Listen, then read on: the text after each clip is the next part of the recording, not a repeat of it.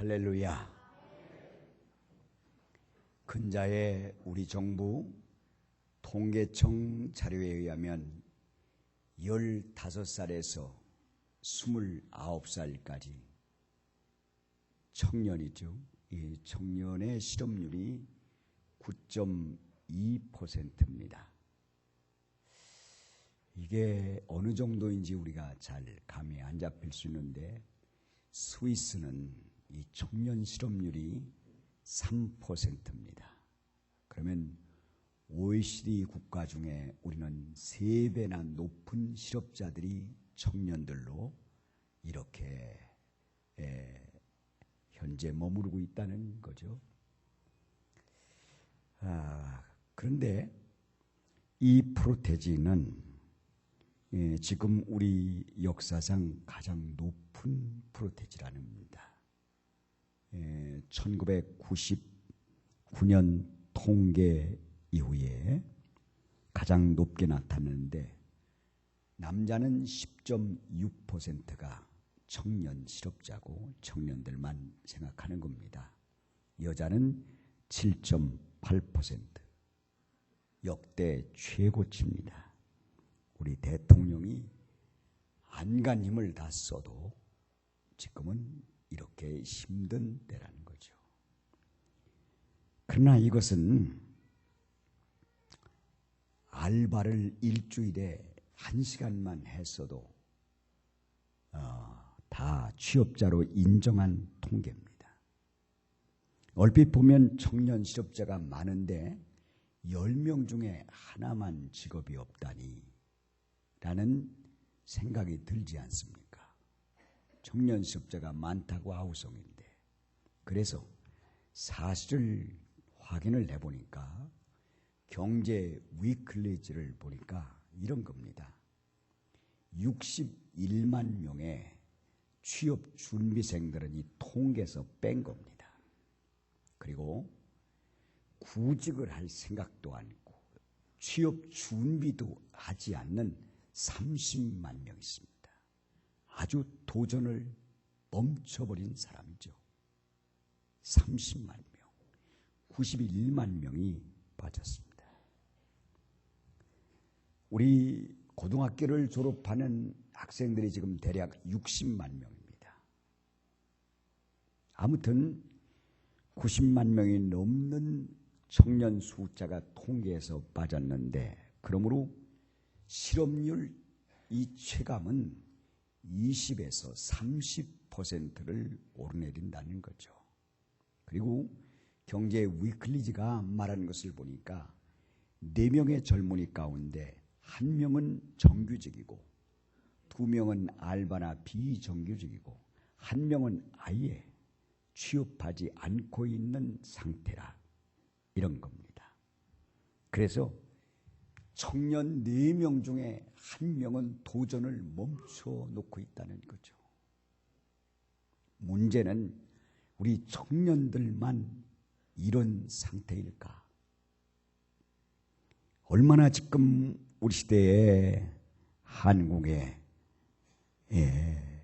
일할 수 있는 사람들이 도전을 멈추고 있는 것일까?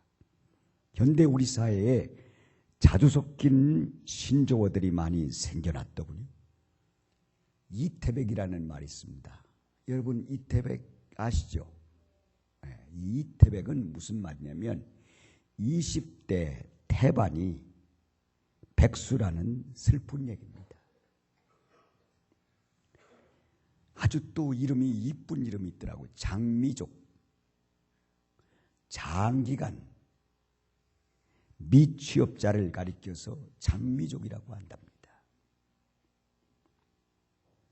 더 기가 막힌 얘기 있어요. 청백전이 있어요. 청년 백수 전성시대.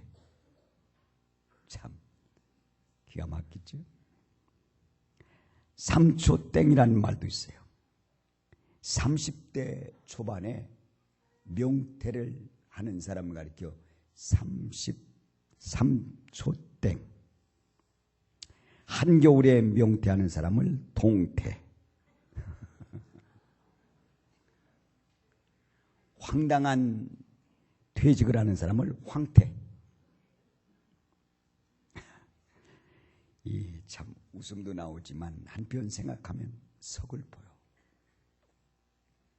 우리 시대에 일할 사람들이 이렇게 기가 막힌 상태 속에 있구나. 이런 사회에서 도전을 멈춘다고 해서 그대를 누가 탓하겠는가? 그러나 인생 도전을 멈춘 모든 이에게 전합니다. 도전을 멈추지 마십시오. 왜일까요? 도전을 멈추지 않는다면 그런 당신에게 하늘은 축복의 문을 열어주실 것이기 때문입니다. 참 놀라운 사실은 하나님은 스스로 노력하는 사람, 스스로 돕는 사람을 도우신다는 얘기입니다.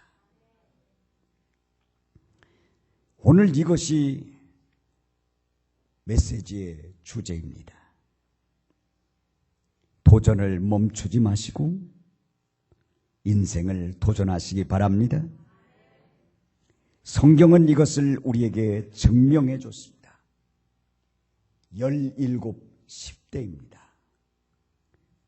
요셉 이야기는 창세기 50장 중에 37장에서 50장 요셉이 죽어 장사가 되는 것까지의 이야기입니다. 무려 14장이나 50장 중에 많은 분량을 할애했습니다. 창세기 12장으로부터 시작하는 아브람 얘기도 이에 맞먹을 만큼 되지 않습니다.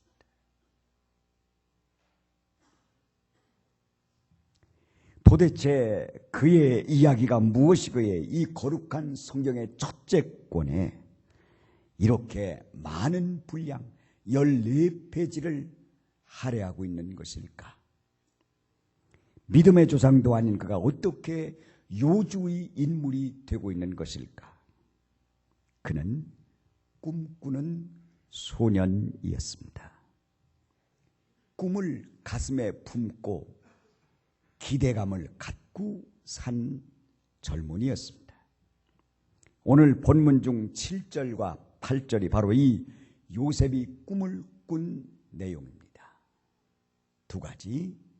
하나는 곡식단들이, 형제들의 곡식단이 자기를 향하여 절을 하더라는 것이고, 또 하나는 하늘의 해와 달과 별들이 자기를 향해서 절을 하더라는 겁니다. 형들이 노발대발하죠. 아버지도 예끼 에비오미가 너를 향해서 절한단 말이냐? 하지만은 아버지 야곱은 그 말을 가슴에 담아두고 형들은 싫어했다는 거죠. 여러분, 이 말이 무슨 말이겠습니까? 요셉이 언젠가는 아주 높은 사람이 돼서 자기 다 손의 형님들이 다 자기한테 절을 하게 될 것이고, 심지어는 부모님까지도 절할 수 있을 만큼 높은 자가 된다는 말이 아니겠습니까? 이것이 하나님의 뜻이고 그가 도전할 미래였습니다. 그를 향한 하나님의 플랜이었습니다. 계획이었습니다. 하나님은 우리를 사랑하셔서 우리를 위한 위대한 계획을 가지고 있습니다. 믿으시기를 바랍니다. 그러나 이 요셉을 아주 미워하는 사람들이 있었습니다. 우리에게는 이런 아주 푸른 꿈이 있고 기대감이 있는 일이 있어도 언제나 우리 주변에는 반대로 아주 힘든 환경이라는 게 놓여져 있습니다. 아주 극렬하게 이 요셉을 싫어하는 10명의 사람이 있었어요. 그들은 남도 아닌 피를 나눈 형님들이었습니다. 창세기 37장 19절로 20절에 보면 이런 분위기를 우리가 충분히 알 수 있습니다. 아버지 야곱의 심부름으로 형님들이 먼 땅 세겜에서 양떼를 치고 있을 때 내가 가봐라. 영리하고 똑똑하고 정직한 요셉을 보내서 상태를 알고자 했습니다. 요셉이 어린 것이 혼자 갑니다. 아마 아버지가 싸준 형님들에게 줄 음식도 짊어지고 갔겠죠. 그런데 세겜까지 가봤더니 형님들의 흔적이 없어요. 양떼 흔적이 없어요. 어떻게 된 건가 하고 사람들에게 사방에 물어봤더니 이미 형님 무리는 떠났다는 거예요. 도단으로 떠났다는 거예요. 아유, 늦은 겁니다. 웬만하면 이 어린 소년이 다시 돌아가야 될 것이 아니겠습니까? 집으로. 그런데 그는 아버지의 말씀을 잘 지켜드리려고 사람들에게 물어 혼자 도단까지를 또 그 위험한 길을 간 겁니다. 멀리서 형님들을 보고서 양떼들을 보니까 얼마나 눈물나게 반갑고 걸어온 길이 힘들었기 때문에 얼마나 그 마음이 설레고 그리고 형님들을 바라볼 때 정겨운 마음에 눈물이 흘렀겠어요. 보고 싶었어요. 그러나 그가 달려오는 것을 보고 형님들이 한 말이 바로 이 말입니다. 서로 이르되 꿈꾸는 자가 오는도다. 자, 그를 죽여 한 구덩이에 던지고 우리가 말하기를, 아버지한테 그렇게 말하겠다는 거죠. 악한 짐승이 그를 잡아먹었다 하자 그의 꿈이 어떻게 되는지를 우리가 볼 것인지 하는지라. 이 형들은 정말 눈먼 사람들이에요. 이 꿈이 어떤 꿈인데 그 꿈이 어떻게 되는지라 꼴 좀 보자 이겁니다. 우리가 저놈을 죽였어도 꿈이 이루어질까? 이게 뭡니까? 피를 나눈 형들이 할 짓은 아니지요. 정말 아닌 겁니다. 이 세상이란 늘 이런 요소를 품고 있습니다. 그래서 우리 세상은 멸망을 자초하는 것이 아니겠습니까? 무의 민족끼리 좀 서로가 도와가면서 살지 못하고 미사일을 쏘아대고 또 그걸 막는 장치를 하기 위해서 시끌벅글해야 되고 너무 슬픈 얘기죠. 그러니 우린 자꾸만 멸망으로 가고 있는 거예요.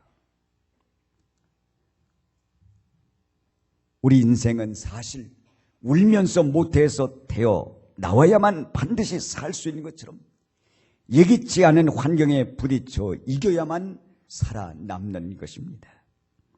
악한 조건이란 환경은 인간 타락 후에 땅에 늘 존재합니다.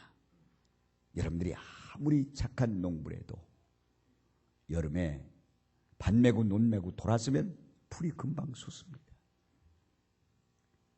착하고 안 착하고 상관없이 엉겅퀴를 냅니다. 우리가 살아가는 주변에는 다 이 적대적인 환경이 존재합니다. 회사에 가도 그런 환경이 있고 사업을 해도 사업자 사이에 그런 환경이 있는 것이고 가족 속에서도 이렇게 요셉 가정처럼 그런 게 있습니다. 뿐만 아니라 내 안에도 그런 것이 있어요. 내 안에도 내가 통제할 수 없는 원하지 않는 아기들 긁고 있고 원하지 않는 암병이 나를 넘어뜨리려고 하고 우리 교우도 오늘 입원하는 분이 있어요. 또 앞으로도 입원해야 될 분이 있어요. 우리 안에 그런 것을 갖고 살아갑니다. 그렇기 때문에 살아남으려면 땀을 흘리고 고난을 겪으며 아픔을 겪으며 환경에 적응하고 그걸 극복해야 합니다. 아프면은 참고 눈물을 흘리며 그걸 부위를 도려내야 돼. 그래야 내가 삽니다.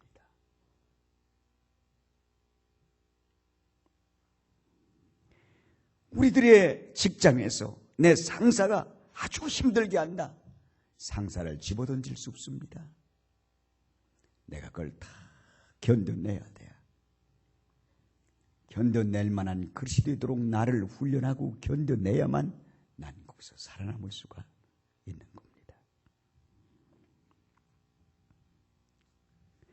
요셉은 형들이 목숨을 내하려는 위기까지 이릅니다. 그러나 그의 운명은 거기서 끝나지는 않습니다. 요셉은 형들을 대항하여 싸우지도 않고 도망치지도 않습니다. 현실을 있는 그대로 받아들였어요. 구덩이에 쳐 넣어 죽이려고 할 때 그냥 들어갔습니다. 형들의 충혈된 눈동자를 자기를 죽이려고 번득거리면서 그를 밀어 구덩이에 넣을 때 이 어린 것이 얼마나 놀랐겠습니까? 17살짜리가 30이 넘은 형들이, 큰 형들이, 아버지 같은 형들이 자기를 밀어서 구덩이에 쳐놓고 죽이려고 눈을 번쩍거릴 때 얼마나 두려웠겠습니까? 그러나 그는 그것을 다 받아들입니다. 이런 위기가 그에게 올 것이기에 하나님은 그에게 분명한 꿈을 2번이나 꾸게 한 것이 아닐까요? 하나님이 주신 꿈이라는 것을 그는 분명히 믿었습니다. 이 꿈은 보통 꿈이 아니라 하나님이 주신 꿈이다. 애굽으로 팔려가 12대장 보디발 집에서 청직으로 있을 때 보디발의 아내가 젊은 그를 유혹할 때 그는 이렇게 말합니다. 내가 어찌 이 큰 악을 행하여 하나님께 죄를 지으리까? 애굽에서는 그에게 하나님을 가르쳐준 바가 없는데 아무도. 그런데 어떻게 17살짜리가 이런 말을 할 수가 있을까? 그럼에도 불구하고 청년 요셉이 신앙으로 이런 유혹을 이겨낸 것은 도대체 어떻게 된 것일까? 하나님을 말하는 것은 분명히 신앙으로 이겨내고 있는 겁니다. 그것은 어려서부터 아버지 야곱의 집에서 그를 따라 이미 전능하신 하나님을 마음 깊이 믿는 사람이 된 것입니다. 그러므로 그의 꿈도 하나님이 주신 것이라는 것을 확신한 것입니다. 여러분, 꿈도 여러 가지가 있습니다. 꿈도 야무지할 때 여러 가지가 있어요. 내가 원하는 꿈을 그릴 수가 있습니다. 야망에 불타는 꿈도 있습니다. 인생의 목표도 꿈입니다. 꿈은 여러 가지가 있습니다. 복수하기 위한 꿈도 있고 다양한 꿈들이 있어요. 하지만 이 요셉의 꿈은 그런 꿈이 아니라 하나님이 그에게 주신 꿈, 신이 그에게 주신 꿈, 그것을 그는 마음속에 믿고 간직했습니다. 그러므로 그의 꿈은 하나님이 주시는 것은 확신한, 하나님이 주신 것이라는 것을 확신했기 때문에 그는 어떤 환경에서도 이 꿈은 무너지지 않는다. 그는 그렇게 확신과 기대감을 가졌습니다. 꿈을 향한 기대감 넘치는 도전은 어떤 환경도 그를 넘어뜨리지 못했습니다. 어린 것을 협박하고 유혹할 때 넘어갈 수가 있는데 그렇게 하지 않은 것은 하나님이 주셨기 때문에, 하나님이 주신 꿈이 있기 때문에, 하나님과 함께하고 있다는 것이 분명하기 때문에 그는 그런 것을 이겨낸 거죠. 세상 물정 모르는 어린 소년이라 이거 이겨낸 게 아닙니다. 그렇지 않습니다. 보디발 청년, 이 보디발 집에 청직으로 있을 때에도 환경과 타협하지도 물러서지도 아니했습니다. 그에게 선택의 기회가 주어질 때 언제나 그는 하나님을 생각하고 최선, 좋은 길, 하나님이 원하시는 선한 길, 그걸 선택을 한 것입니다. 우리는 날마다 선택하여 사는 삶의 기로에 있습니다. 여러분이 오늘 일찍이 아침에도 교회를 올 수도 있고 여러분이 교회를 선택하지 않으면 다른 데로 가실 수도 있습니다. 하지만 여러분은 오늘 교회에 오는 것을, 11시 예배 교회에 오는 것을 선택한 것입니다. 또 여러분들이 남은 시간을 살 때에도 무엇을 할 건가 하는 것은 여러분들이 선택하는 데 따라서 가는 것입니다. 행동하는 것입니다. 우리는 늘 선택하는 자유와 책임을 지고 있는 것입니다. 중요한 것은 우리가 무엇을 선택했든지 그 선택의 결과는 우리의 것이 된다는 거죠.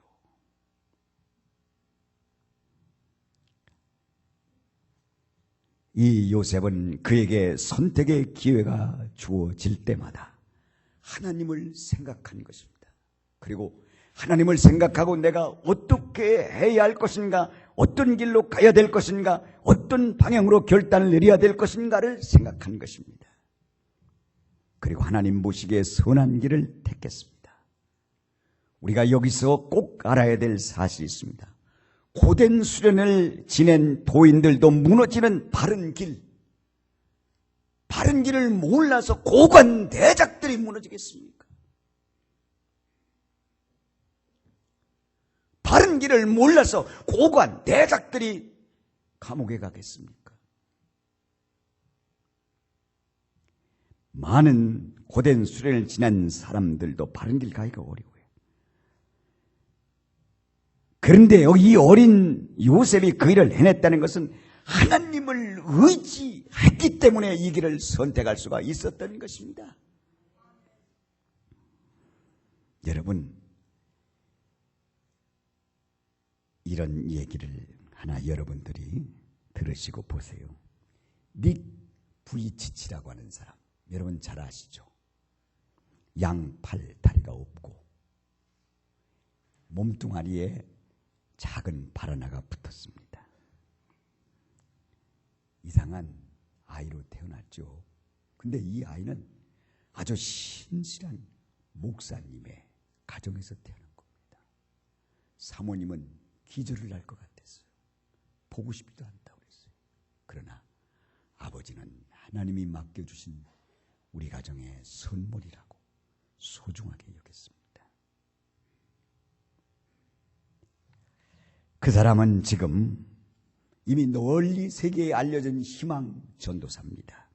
세계적인 희망 강연자로서 많은 사람들에게 감동을 주고 있죠. 그리고 그는 이미 결혼을 해서 예쁜 아내를 얻었고 두 아이의 아빠가 됐습니다. 보세요. 이 사람이에요. 계속해서 돌려줘 보세요. 또 골프까지 합니다.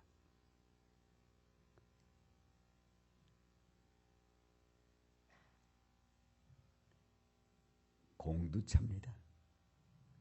농구도 하고요. 바다에서요. 수상이 뭡니까 이거 보고. 예. 못하는 게 없어요.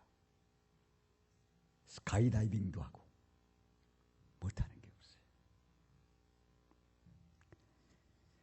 그렇지만은 그의 유명한 베스트셀러가 된 허그라는 책에 보면 닉 부이치치도 사춘기의 시절 그렇게 부모님이 잘해주지만은 자살을 시도할 만큼 흔들린 때가 있었습니다.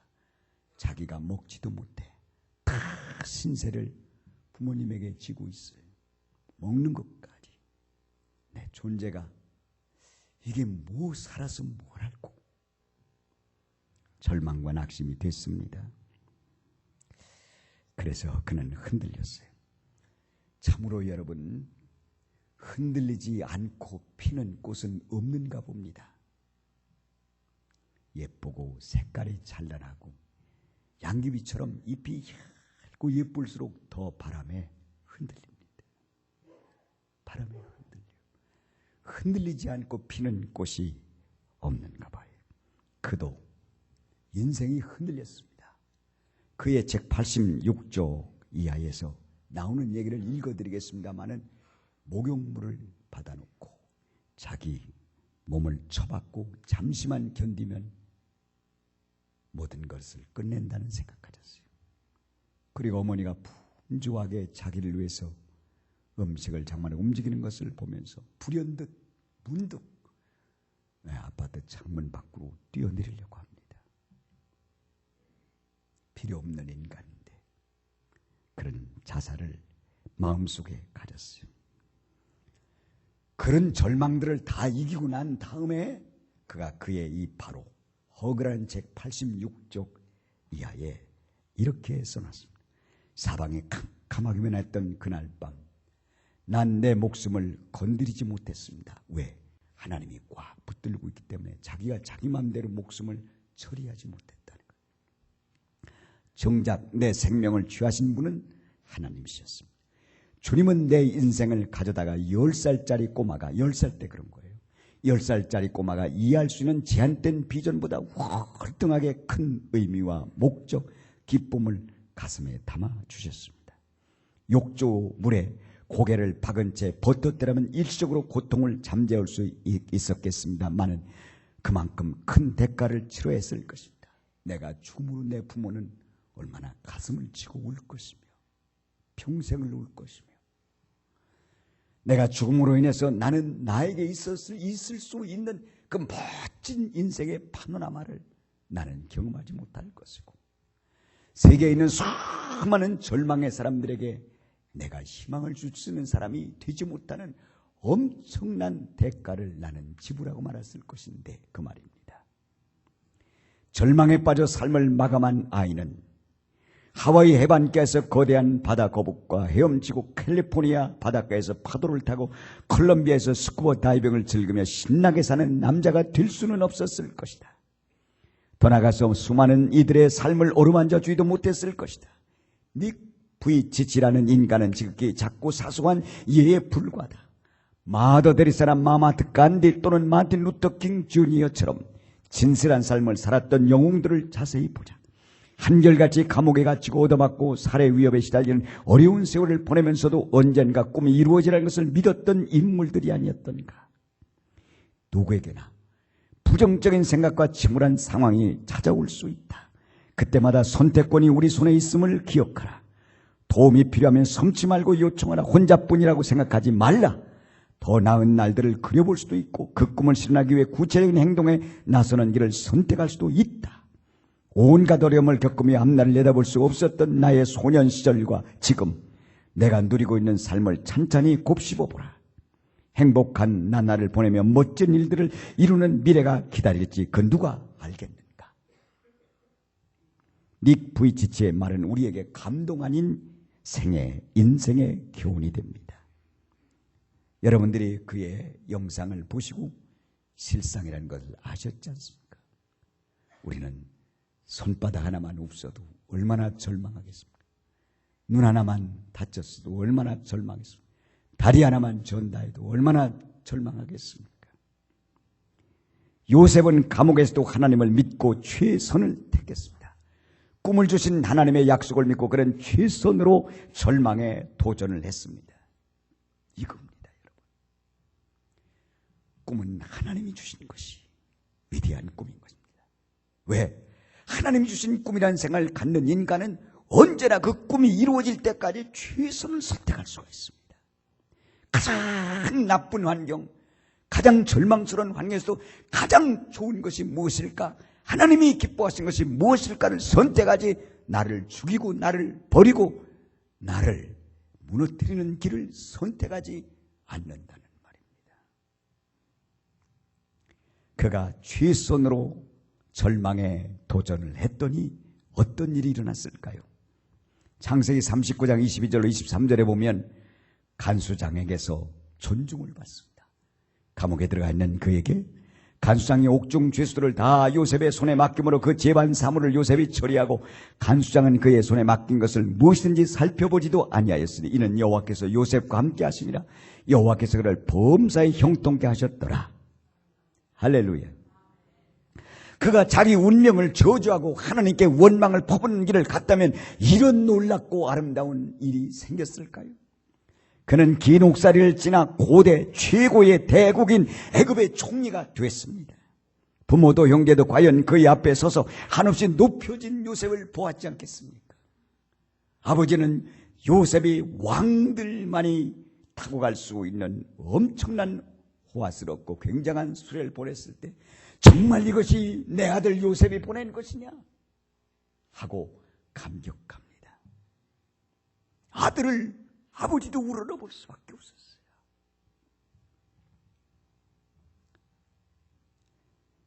사랑하는 여러분, 꿈이 이루어졌습니다. 그러나 요셉은 자기에게 주신 꿈의 인생을 건 것이 아니었음을 알 수가 있습니다. 그는 하나님께 인생을 걸고 언제나 최선의 길을 택해 온 것입니다. 이게 중요해요. 사람들은 꿈에다가 인생을 겁니다. 꿈을 가져라. 꿈에다 인생을 겁니다.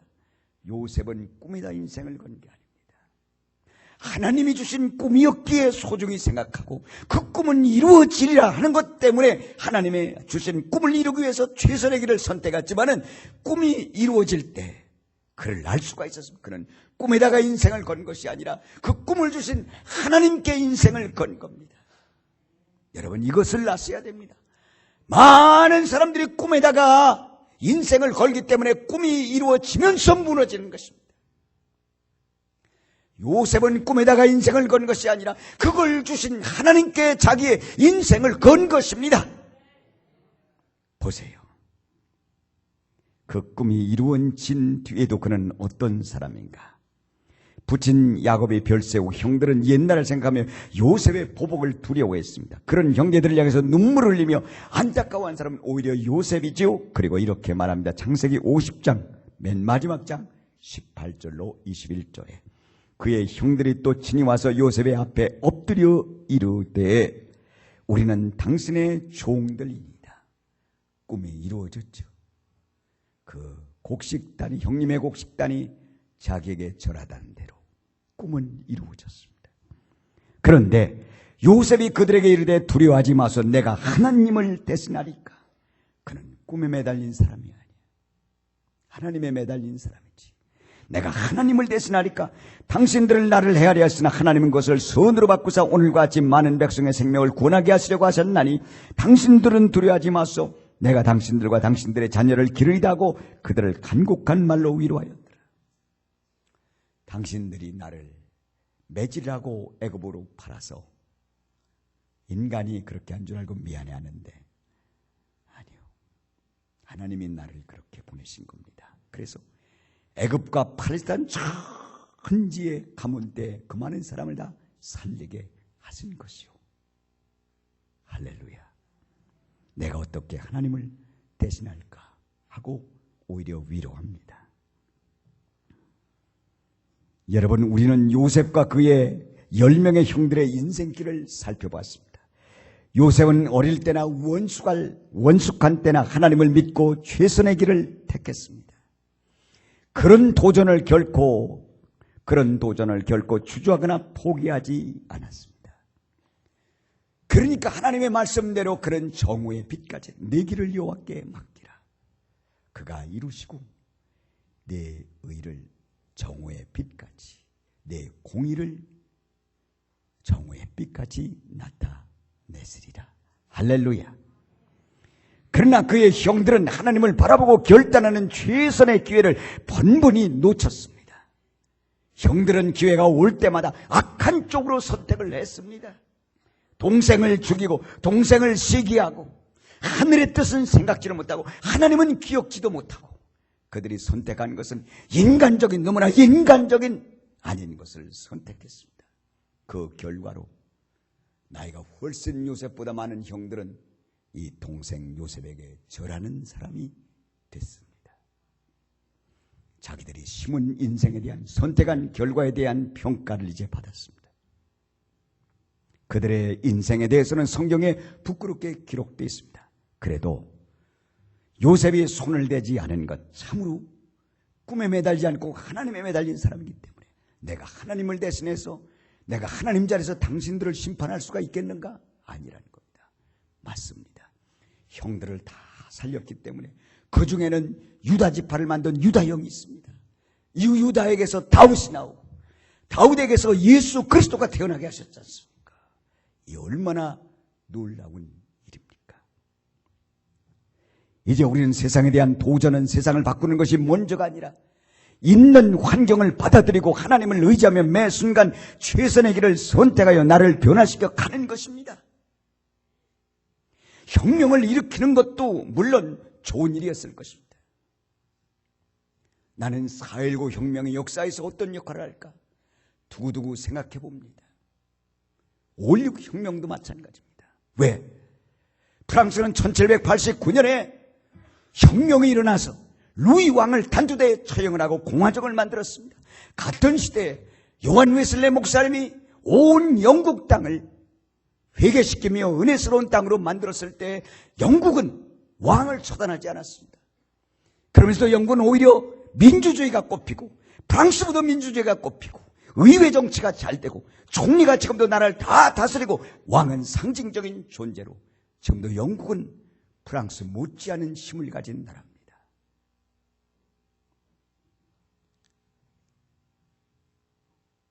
우리는 나 자신을 먼저 변화시켜서 산은 거기 있어야 되기 때문에 산이 있고 물은 거기 있어야 되기 때문에 물이 있는데 내가 물을 없애고 산을 없애고 그렇게 사는 것이 그게 승리의 길만은 아닌 겁니다. 내가 물을 잘 활용할 수 있게, 내가 산을 잘 넘어갈 수 있게, 너무 높으면은 케이블카를 놔서 멋있는 산을 볼 수도 있고, 내가 변화되어야 돼. 도전을 멈추지 마시기를 바랍니다. 믿습니까? 도전으로 승리의 길을 가는 것이 축복의 길임을 알으시기를 축원합니다. 여러분들이 도전의 길에서 정말 늘 좋은 선택을 할 수 있는 것은 하나님을 의지하는 사람만이 선을 선택할 수가 있습니다. 도전하되 원수를 갚기 위해서, 도전하되 보복을 하기 위해서, 도전하되 내 명예를 위해서, 그런 도전은 우리를 또다시 슬프게 할 수가 있습니다. 요셉처럼 하나님을 바라보는 도전, 하나님 주신 꿈을 바라보고 하나님을 바라보는 그런 도전이 인생을 승리하게 합니다. 우리 교우들은 이런 아름다운 도전자, 아름다운 승자가 돼서 영혼이 잘 되고 범사가 잘 되고 강건하여 정오의 빛같이 되시기를 축원합니다.